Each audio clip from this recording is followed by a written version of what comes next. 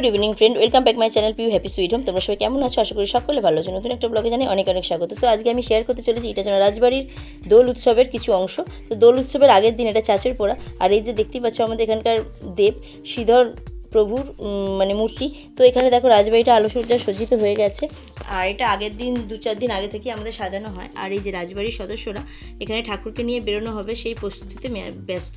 আর এই দেখো ঠাকুর আমাদের পালকিতে সজ্জিত হয়ে গেছেন। এবার এখানে আদিবাসী নৃত্যের মাধ্যমে নানা রকম অনুষ্ঠান শুরু হয়ে গেছে। তো সম্পূর্ণ অনুষ্ঠানটা দেখালে ব্লগটা অনেকটাই বড় হয়ে যেত, তাই যে কিছু কিছু অনুষ্ঠান তোমাদের সাথে আমি শেয়ার করব। তো এই দেখো এগুলো রাজবাড়িরই অংশ। রাজবাড়িতেই আলোকসজ্জার মাধ্যমে অনুষ্ঠানটা আরম্ভ হয়েছে। তো চলো এখন মূল স্থানে আমরা যাচ্ছি। মূল আলোকসজ্জা যেখানে হবে সেখানে আমরা উপস্থিত হয়ে গেছি। আর এই দেখো ওখানে ঠাকুর আসছে আলোর সাহায্যে। আলোটা তোমরা দেখতেই পাচ্ছ কিছুটা। তো এখানে হ্যাজাক বা অন্যান্য লাইট মানে আলো পথ নির্দেশ করে প্রভুর। তো এটা আগাগোড়া থেকেই হয়ে আসছে, বহু প্রাচীন রীতি। তো এখনও তারা বংশ পরম্পরায় পালিত করে আসছে। আর এই দেখো ন্যাড়া পোড়া এখানে সজ্জিত হয়েছে। তো এটিকেই আজকে এখানে ন্যাড়া পোড়ানো হবে। আর এখানে ঠাকুর চলে এসছে। তো ঠাকুরকে নানা রকম পুজো আচ্ছা নিয়ম কারণের মাধ্যমে এখানে স্থাপন করা হবে। আর এই যে ন্যাড়াতে আগুন দেওয়া হয়ে গেছে। এই দোল উৎসবটি ইটাচনার খুবই একটি বিশেষ উৎসব। আর এই উৎসব হেতু এখানে সারা গ্রাম খুবই আনন্দের সাথে মেতে ওঠে। আর আশেপাশের নানা রকম অনেক কলকাতা থেকে মানুষজন আসে শুধু এই দোল উৎসবের অনুষ্ঠানটা দেখবে বলে। তো যাই হোক, যেটুকুনি তোমাদের সাথে পারলাম শেয়ার করলাম। তো কেমন লাগলো কমেন্টের মাধ্যমে জানাতে অবশ্যই ভুলো না। তো ন্যাড়া পোড়ানো প্রায় কমপ্লিট হয়েই এসছে, দেখতেই পাচ্ছ। তো এটা কমপ্লিট হয়ে গেলে তারপরেই আমাদের বাজি প্রদর্শনী শুরু হবে। ক্রমশ ভিড় বেড়ে চলেছে। আর বাড়ারও কারণ আছে, কারণ জমিদার বাড়ির অনুষ্ঠানটাতে সবাই ঠিকমতো উপস্থিত না হতে পারলেও এই অনুষ্ঠানটা যেহেতু মাঠের মাঝখানে হয়, আর আশেপাশের সমস্ত গ্রামের অনেক লোকই এই অনুষ্ঠানটা দেখবে বলে মরিয়া হয়ে ছুটে আসে। কারণ এই বাজি প্রদর্শনী বিশেষ করে বাচ্চারা যেমন ভালোবাসে, তার সাথে সাথে বড়রাও দেখতে পছন্দ করে। তাই জন্য অনেক লোকই আগে থেকেই এসে যে কে কোথায় বসবে। তো আমরাও এরকম একটা জায়গা রেখে দিয়েছিলাম, আমারও এক বন্ধু আছে সঙ্গে। তো যাই হোক, আমরা এখানে বসে বসে এখানে তোমাদের সাথে শেয়ার করছি পুকুর পাড়ে। তো চলো দেখে নেওয়া যাক আজকের অনুষ্ঠান। কেমন লাগলো জানাতে ভুলো না কিন্তু।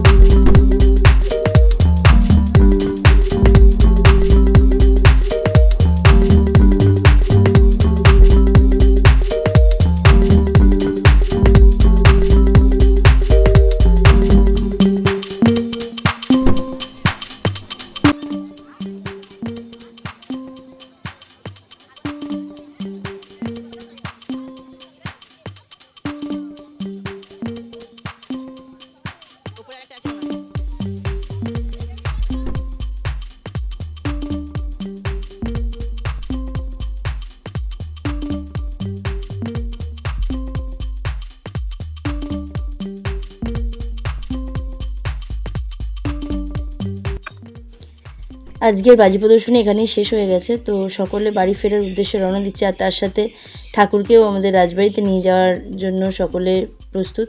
তো দেখতেই পাচ্ছ সকলে এগিয়ে চলেছে, আর ঠাকুরের পালকিও আগে যাচ্ছে। তো চলো একটু যাওয়া যাক তার সাথে।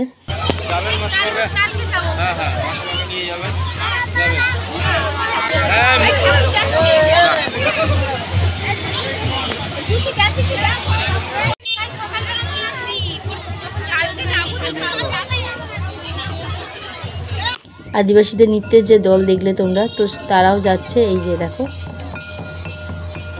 ঠাকুর আগে চলে গেছে, তো এই দল পিছনে আসছে। তো আজকে ব্লগটা কেমন লাগলো কমেন্টের মাধ্যমে জানাতে ভুলো না। আবার দেখা হবে নেক্সট কোনো ব্লগে। টাটা, শুভরাত্রি।